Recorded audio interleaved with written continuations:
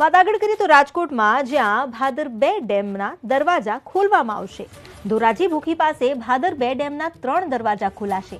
પાણી છોડવા માટે ધારાસભ્ય કાંધલ જાડેજાએ 4,20,200 રૂપિયા ભર્યા હતા।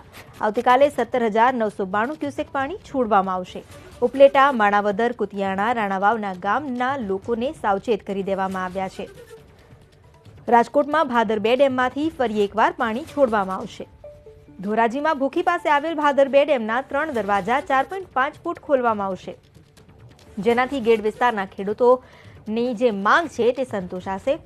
ખેડૂતોની માંગણીને કારણે કુતિયાણાના ધારાસભ્ય કાંધલ જાડેજાએ પાણી છોડવા માટે રૂપિયા ભર્યા હતા, જેના ભાગરૂપે આવતીકાલે ફરી એકવાર 100 MCFT એટલે કે 17,992 ક્યુસેક પાણી છોડવામાં આવશે।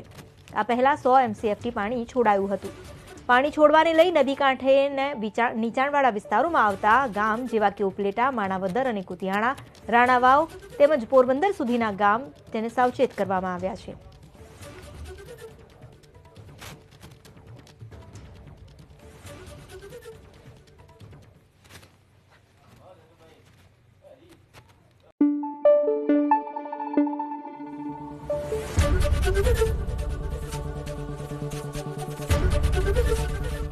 एबीपी अस्मिता, गुजरातनी अस्मिता।